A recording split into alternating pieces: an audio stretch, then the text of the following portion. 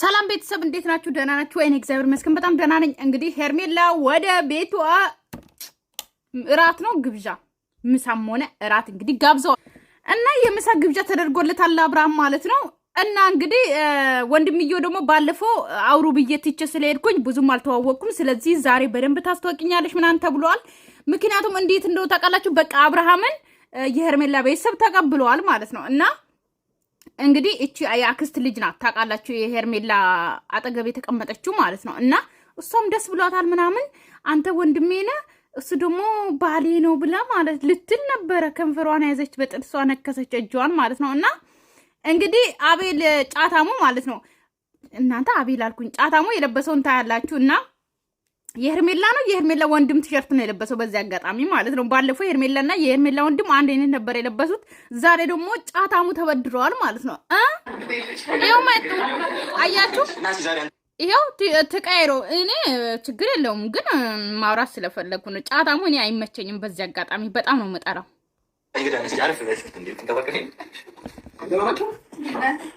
ዛሬ የምሳ ፕሮግራም አለ ብለን ለኛ ራሱ አሁን ነገረች። አንድ ቀን ምሳ በቃ ማታገኝ አብርሽ ወይ እኔ የምለው ሙያሽ ይሄ ነው አይደለም? አንተ ተዋት ግን ማለት ነው። ሄርሜላ ግን በቦዲ ነው እንትን የምታስናግጂ ማለት የሆነ ምሳ ግብዣ ሰው ሲመጣ እኮ ማለት ነው የሆነ ዝንጥ ተብሎ ነው ሰው የሚጠበቀው ታውቃላችሁ አይደለ? የቤታችሁ ሰውን ስትጋብዙ ምሳም ሆነ እራትም ምናምን የሆነ የምሳ ልብስ ምናምን ነው የምትለብሱት። ሄርሜላ ደግሞ የለበሰችው ሱሪና ቦዲ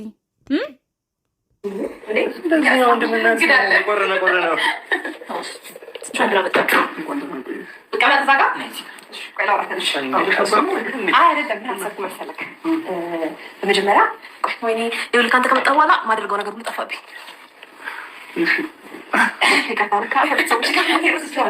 እሺ ስማኝማ፣ ብቻዬን ነኝ ያልኩህ በምን ምክንያት መሰለህ?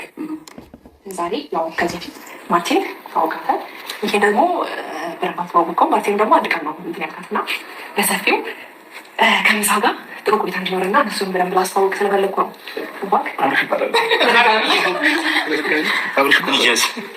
ስለዚህ በሰፊው እንድትተዋወቅ ምሳ አብረን እንድንበላ ነው። ማርታ ጋባ ስለዚህ ታውቃለህ፣ እሷን በዚህ ግብ ነው ግን ማለት ነው። ምሳው ቤት ተሰርቶ ነው ውጪ ነው የተሰራው? ይሄንን ማወቅ እፈልጋለሁ። ከውጭ አምጥታችሁ ነው ወይስ ቤት ተሰርቶ ነው? ግን ሳህኑ የቤት ሳህን ነው ታውቃላችሁ፣ የቤት ነው ማለት ነው። እና እንግዲህ አብርሃም አዲስ ህይወት ሊጀምር ነው ከሄርሜላ ጋር። አቤት አቤት አቤት የቡታጀራ ወንዶች፣ አቤት አቤት አቤት። እንዶ መድኃኒዓለም ማለት ነው እኔ ቤት የምትከታተሉ የመዳን ቀሞች መድኃኒዓለም እግዚአብሔር እንዶ ማለት ነው የምታመልኩት አምላክ የቡታጀራ አይነት ወንዶቹን አይስጣችሁ። ገባችሁ? አይስጣችሁ። እንደሱ አይነት ወንድ እንዳይሰጣችሁ። እሺ ገባችሁ አይደለ? እነሱ እንኳን ሊሰጣችሁ አይደለም እነሱ ባለፉበት መንገድ አያሳልፋችሁ። የምሬን ነው፣ አያሳልፋችሁ። ምክንያቱም እንደው ተቀላችሁ የቡታጀራ ወንድናም ሴት በአሁኑ ሰዓት ከብር ሌላ ጭንቅላታቸው ባዶ ነው። እሺ ቤተሰብ ምንም አይነት የሚታያቸው ብርና ብር ብቻ ነው። ኦኬ ሪስፔክት የለ፣ ትልቅ የለ፣ ትንሽ የለ፣ ምን የለ። ሁሉም ሰው የሚታየው ውሸታም፣ ገንዘብ፣ ሌላ ነገር ምንም የሚያውቁ ነገር የለም። ስለዚህ የኔ ኦዲየንስ የሆናችሁ ማለት ነው የቡታጀራ ወንዶችና ሴቶች ባለፉበት እንዳታልፉ እነሱ ባለፉበት ማለት ነው። የምሬን ነው። ስራት ኖራ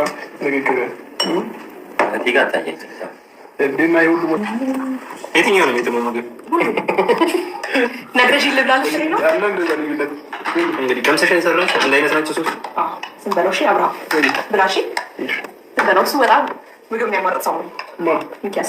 በተፈጥሮ ከልጅነትም እየመረጠ ነው። እኔ የምለው ቤተሰብ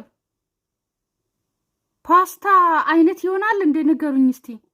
የምሬን ነው። እኔ የምወደው ምግብ ግን የለም እዚህ ውስጥ ቲማቲም የለም።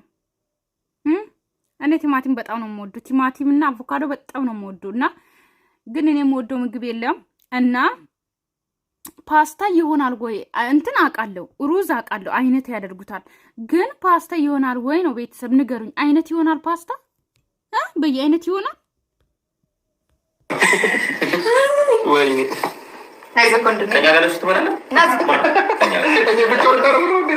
ይሄን ካልበላሁ ሙቻለሁ።